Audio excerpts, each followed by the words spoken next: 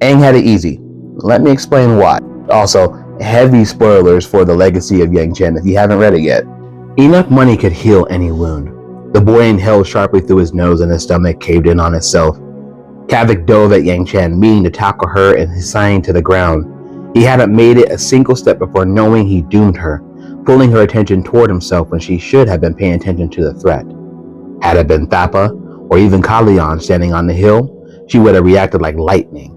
But this was the child she'd saved, and her guard was no more raised against him than it would have been with one of her patients in the hospital. Junjita caught onto the situation, but as fast a draw as he wouldn't be fast enough.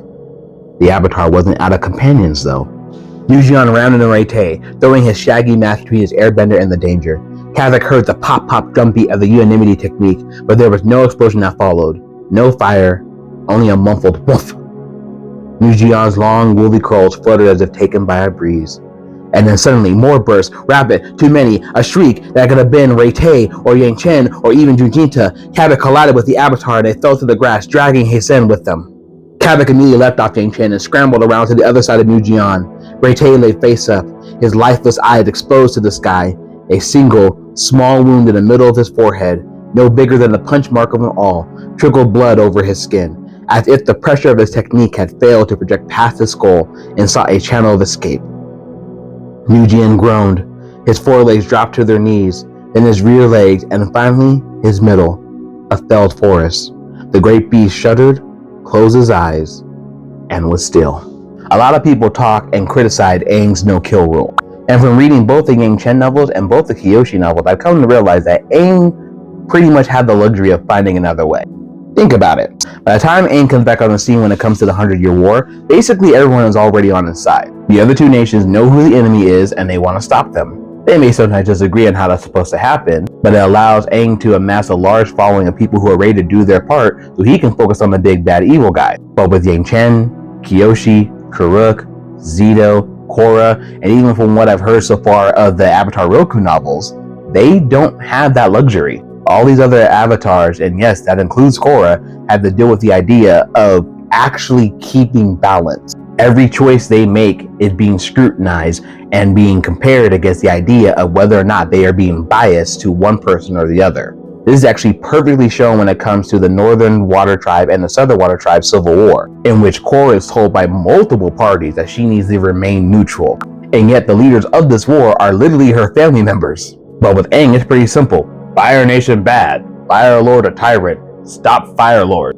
Everyone by and large agrees on where balance can be restored. And then in the comics, not everybody agrees, which leads to the establishment of Republic City, which is where balance is supposed to be maintained. And by the time we get to Legend of Korra, we see that's been corrupted.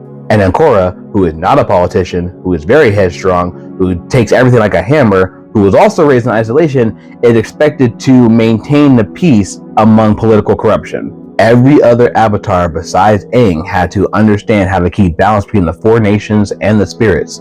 It's a game of intrigue, spycraft, and deals being brokered. Aang just needed to stop the evil bad guy from taking over the world. And I know that says easy does hard because we all saw the final battle. But it brings so much more depth to the other avatars telling him, yo, sometimes you just need to kill.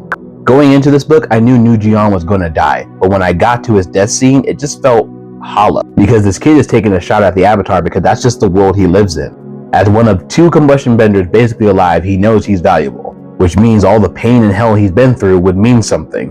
And that's how he views the world, because a politician who was trying to solidify their legacy put him through hell to make him think that way. And all Nujian is doing is trying to protect a friend. And yes, I know this is another world conquest story with the idea of who is the strongest bender. But there's a lot more going beyond the scenes besides just a really big comment. This kid didn't need to do that. Her bison didn't need to die. And Yang Chen comes to the realization that if she hadn't been so focused on preserving life that had already shown that they were forfeit because they didn't preserve life, then this wouldn't have happened. And that's something the air nomad avatars have to struggle with. Because all life is sacred for the air nomad, but when it comes to being the avatar, they are judge, jury, and executioner on what lives are more sacred, which is why this scene is important later. She lay there until the bombardment ceased, and then a little while longer. Moments of rest had to be grabbed when they could. Eventually, Yang Chen rolled over and got to her feet. She had a duty to perform. She stood up straight, pressed her hands together, and whispered a funeral benediction for Thapa. Life was sacred.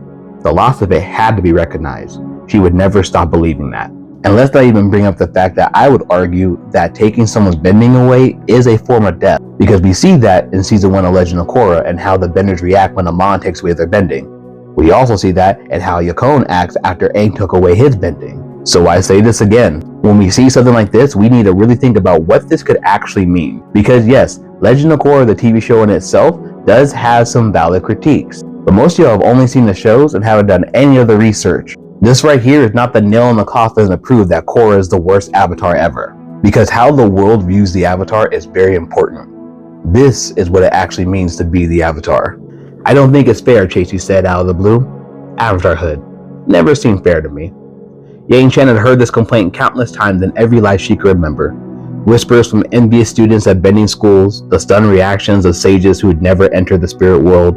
The Avatar was adorned across the 4 nations, so the refrain went. The Avatar was special. You're right. The privilege of bending more than one element is indescribable, Yang Chen said dryly. I've been an unappreciated prig. But Chasey surprised her yet again.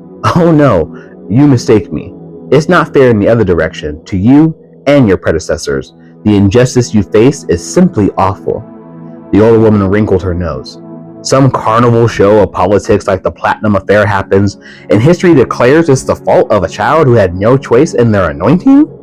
Tosh, if you ask me. The people of the 4 nations feel entitled to think you're responsible for every stub toe and bad harvest in their life, as if you personally control the chain of events that make up history. Perhaps humanity should bear greater responsibility for its own fate, Chasey said.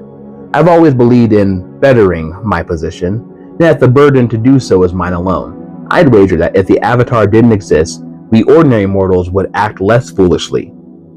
And yet, I do exist, said Yang Chen. Public opinion really shapes an Avatar's legacy. Being the Avatar is truly a curse. And if y'all have done anything else beyond just watching the TV show, you would know that. Don't get me wrong, I love Aang, and I enjoyed Legend of Korra for what it did. But when it comes to being the Avatar, each and every single one of them has to deal with the curse of what they have done in their past lives. And who knows, maybe Chasey is right. Maybe if the Avatar didn't exist, humans would act better. But the Avatar does exist, and we need to have a little more grace for every single one of their decisions they make. But as always, I'm upcoming author. Thank you for getting caught up on my favorite media. Guys saying the same, I'll catch up with y'all later. Love y'all. Peace.